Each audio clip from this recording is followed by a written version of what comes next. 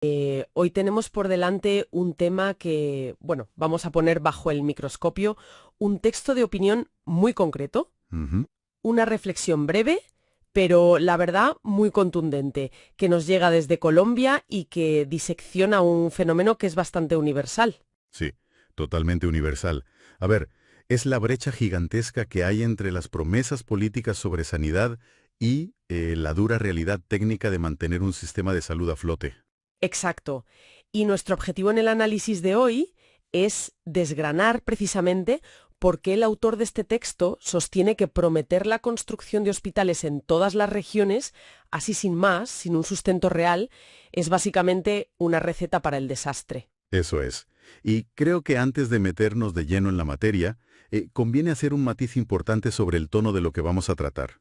Por supuesto, adelante. Pues, a ver, el texto que analizamos hoy lanza críticas muy directas y a veces bastante crudas a la clase política local. Ujú. Concretamente habla de alcaldes y gobernadores, y de cómo manejan el discurso en época de elecciones. Entonces, nuestro objetivo aquí no es juzgar si el autor tiene razón desde un punto de vista ideológico. Claro, no vamos a tomar partido por ninguna facción política, ya sea de izquierda o de derecha. Exactamente. Nos vamos a limitar a diseccionar la viabilidad técnica de los argumentos que expone la fuente original. Se trata de entender la lógica detrás de sus críticas a la gestión de la salud pública. Manteniendo siempre los hechos y el análisis técnico en el centro del debate. Eso es, tal y como sugiere el propio cierre del documento, que termina con una frase muy reveladora que es opiniones libres, hechos sagrados. Pues me parece el marco perfecto para arrancar. Y la verdad es que quiero empezar directamente por la frase con la que abre el autor, porque es de esas que se te quedan grabadas en la cabeza. Es muy gráfica, sí. Escribe textualmente, a un sistema de salud no se le inyecta Botox. Es un gancho brillante. Totalmente. Porque asume que todos entendemos lo que hace el Botox. O sea, paraliza, alisa la superficie, esconde temporalmente los signos del tiempo o las grietas. Pero no soluciona el problema de fondo. Exacto, no cura absolutamente nada a nivel celular o estructural. Es pura fachada. Y esa metáfora del Botox es el hilo conductor de toda la crítica. El autor cuenta que ve a diario, en medios de comunicación y en redes sociales, a políticos lanzando la promesa de construir hospitales de todos los niveles en todas las regiones. Claro, el típico anuncio de campaña. Sí, sí, el anuncio de ladrillo y cemento. Y para el autor, eso es el equivalente exacto a la inyección de Botox, una solución puramente estética.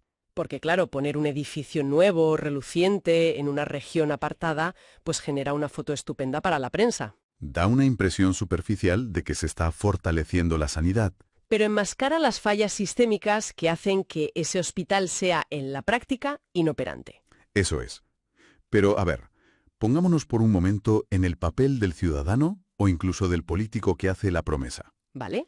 Prometer un hospital en una región apartada suena de entrada estupendo. Lógico, si pensamos en alguien que vive en una zona remota, a horas del centro médico más cercano, pues lo más normal del mundo es exigir que su alcalde le construya un hospital. Claro. Entonces, ¿por qué el autor de este texto ve esta promesa como algo tan catastrófico? Porque puede parecer una reacción casi cínica ante una necesidad real de la población. Bueno, según el texto, no es una reacción que nazca del cinismo, nace más bien del pavor absoluto ante el desconocimiento técnico. El autor literalmente afirma que le aterra ver la ignorancia sobre las dinámicas reales del sector salud y confiesa que no sabe si reír o llorar ante estas promesas. Y el motivo central de ese pavor es el concepto de los elefantes blancos. Los famosos elefantes blancos, ¿sí? Construir infraestructuras complejas en regiones apartadas que no cumplen con los requisitos mínimos ni tienen el sustento técnico o financiero necesario no es llevar salud a esa región. Según sus propias palabras, es botar la plata al mar. Que aquí diríamos tirar el dinero a la basura directamente o tirarlo a un pozo sin fondo. Y es una acusación muy fuerte porque implica que no solo no estás ayudando a la gente, sino que estás dilapidando recursos públicos que podrían haberse utilizado en algo verdaderamente efectivo. Precisamente. Y aquí es donde el texto introduce la primera gran dosis de realidad frente a esa promesa política, que es el factor humano. Uy, este punto es clave. El autor lanza una pregunta al aire que desmonta toda la retórica de la construcción compulsiva de hospitales. pregunta si alguien conoce realmente cuáles son las brechas en talento humano que existen para mantener un hospital abierto. O siquiera para dotar a un equipo médico básico en esas regiones apartadas, porque claro, el talento humano no se fabrica como los ladrillos. Exacto. Y aquí el autor suelta un dato que te frena en seco y que pone en perspectiva toda esta locura de construir por construir. Pregunta si los defensores de esta teoría son conscientes de que un cirujano tarda un promedio de 12 años en graduarse. 12 años. Es que se dice pronto. 12 años de formación ininterrumpida. Detengámonos en esos 12 años, porque creo que es el argumento central para entender por qué la promesa de construir un hospital de la noche a la mañana es inviable. Totalmente. Pensemos en los tiempos de la política.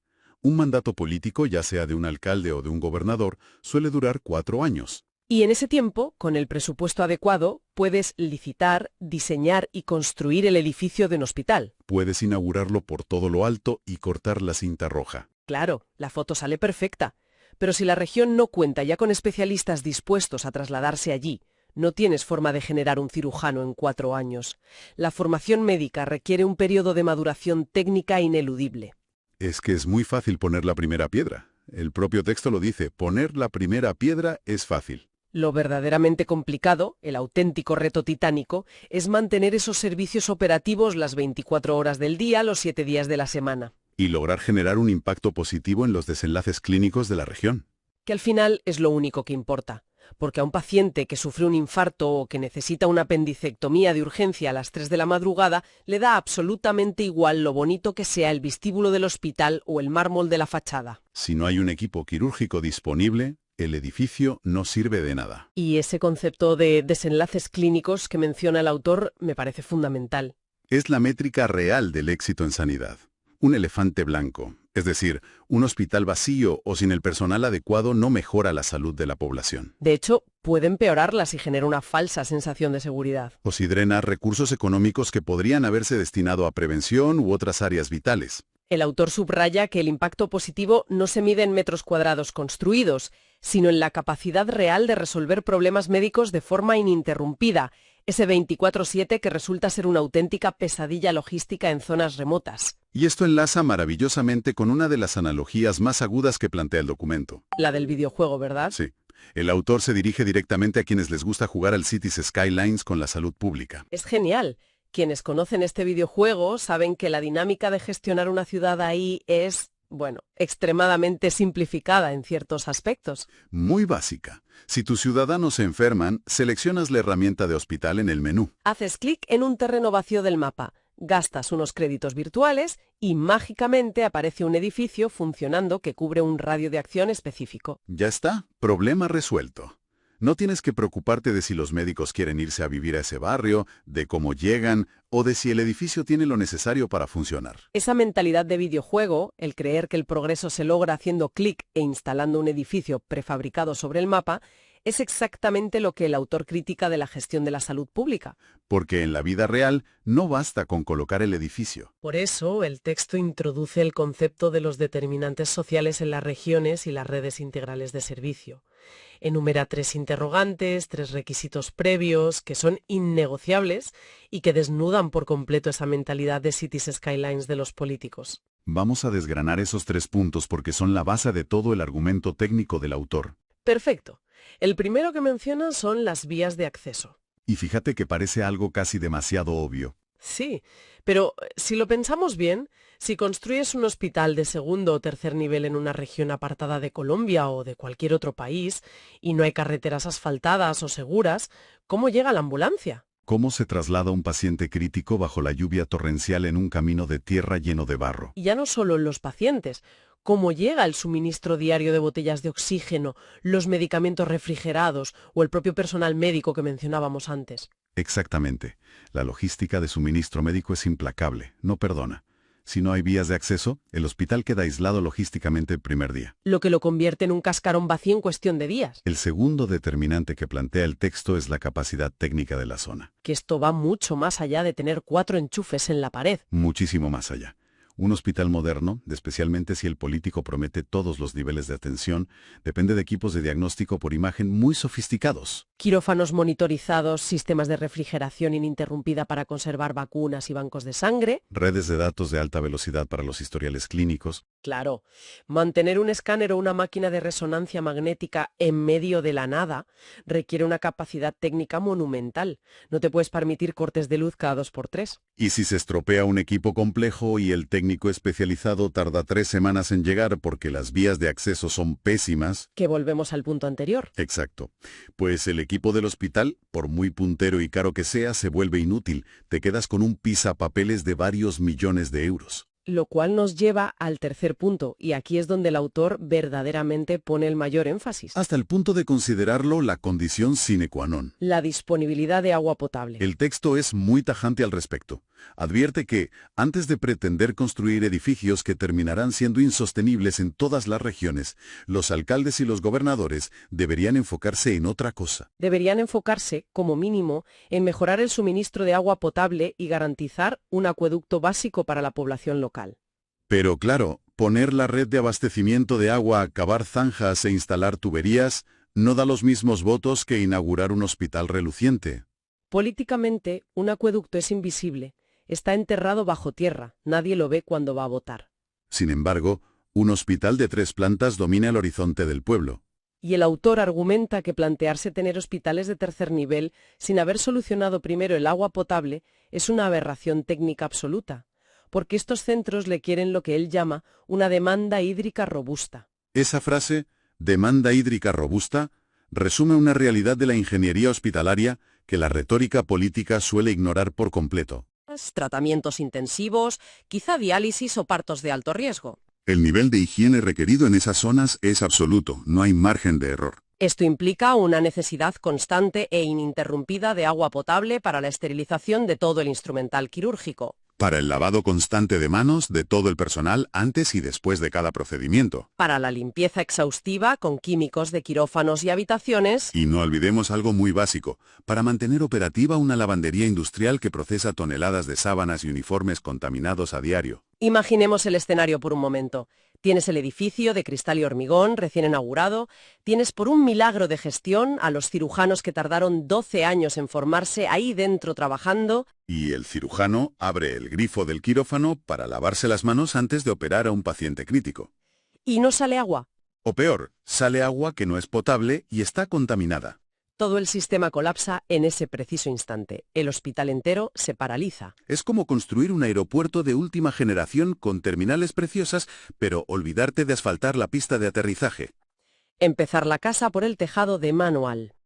Por eso el autor dice que estos edificios terminan siendo totalmente insostenibles. Es la ilustración perfecta del Botox que mencionábamos al principio. La inyección estética es el edificio. La salud estructural del sistema, lo que le da vida real, es la red de abastecimiento de agua y las carreteras. El texto pone a los políticos frente al espejo de la realidad técnica y científica. Les dice a la cara que pretender saltarse los pasos lógicos del desarrollo de infraestructuras en nombre de la salud pública no es un acto de valentía política, sino de profunda ignorancia o, en el peor de los casos, de tremenda irresponsabilidad.